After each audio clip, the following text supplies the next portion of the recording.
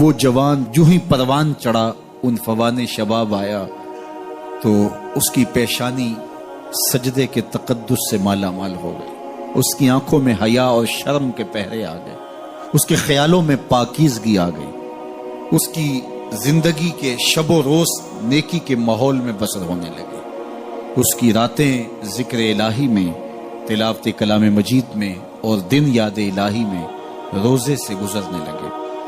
وہ جوان جس کی جوانی اللہ کی عبادت میں گزری، کیونکہ جوانی اگر عبادت میں گزر گئی تو بڑھاپا تو پر نور ہے ہی ہے۔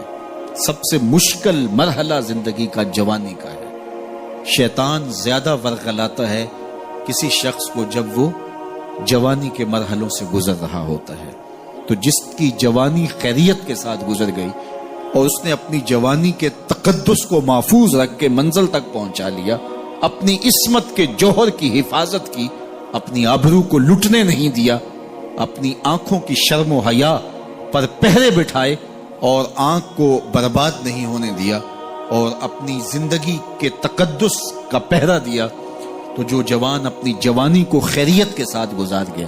کسی نے کہا تھا نا، کتاب زیست کا ایک اور باب ختم ہوا، شباب ختم ہوا، ایک عذاب ختم ہوا۔ تو جوانی جس کی منزل تک پہنچ گئی خیریت کے ساتھ، عافیت کے سائے میں، مشکل تو بڑا ہے جوانی کو منزل تک لے جانا، خیریت کے ساتھ، داغدار نہ ہونے دینا، جوانی کے تقدس کو رسوا نہ ہونے دینا، عصمت کے جوہر پہ کالک نہ لگنے دینا، خواہشات کو غالب نہ آنے دینا۔ آسان کام تو نہیں ہے، مشکل کام ہے، لیکن اگر کوئی مشکل کاٹ گیا، جوانی کے تھوڑے سے ایام میں گزار گیا۔ اللہ اکبر۔ حضرت شیخ خطلی کہتے ہیں، داتا گنج بخش علی حجویری علیہ رحمہ کے مرشد ہیں، الدنیا یوم ولنا فیہا صوم۔ وہ کہتے ہیں دنیا ایک دن ہے، ہم روزہ رکھ کے گزار رہے ہیں۔ تو روزہ رکھ کے سارا دن گزر ہی جاتا ہے، دوپہر بھی آتی ہے گزر جاتی ہے، اور عصر کا وقت بھی آتا ہے گزر جاتا ہے، کھانے کا وقت بھی آتا ہے، چائے کا وقت بھی آتا ہے، سب کچھ ہوتا ہے لیکن گزر جاتا ہے، افطار تک بندہ پہنچ جاتا ہے۔ جس نے زندگی روزے کی طرح گزار دی، جس نے جوانی روزہ رکھ کے گزار دی، خواہشات کو بے قابو نہیں ہونے دیا، مشکل کام تھا لیکن اس نے مشکل کام کر دکھایا۔ اجر کتنا بڑا ہے، سنیے اللہ کے محبوب کی زبان سے سنیے۔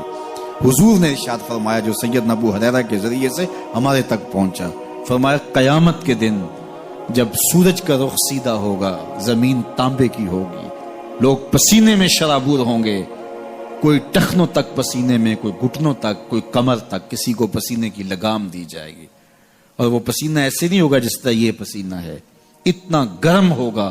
ابن رجب حنبلی کہتے ہیں اس پسینے کا ایک قطرہ اگر احد پہاڑ پہ ڈال دیا جائے تو وہ پگھل جائے، اتنا گرم ہوگا، بدبودار اتنا ہوگا، ایک قطرہ دنیا پہ ڈال دیا جائے، انسان کیا جانوروں کے دماغ بھی پھٹ جائے، اس پسینے میں لوگ شرابور ہوں گے۔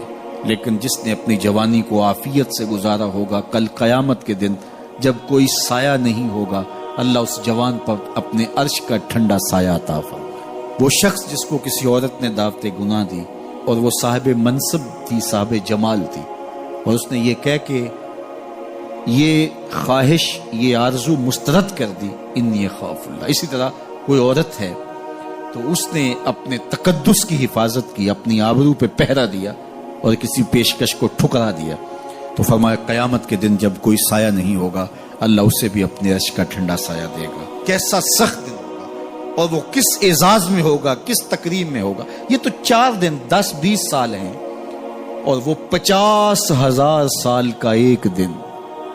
پھر اس کو اللہ کا شکر ادا کرنا ہوگا کہ اللہ تو نے کتنا کرم کیا میرے اوپر کہ میری جوانی خیریت اور عافیت سے گزری، اور آج اس کا تو کتنا بہتر صلہ مجھ کو دے دے۔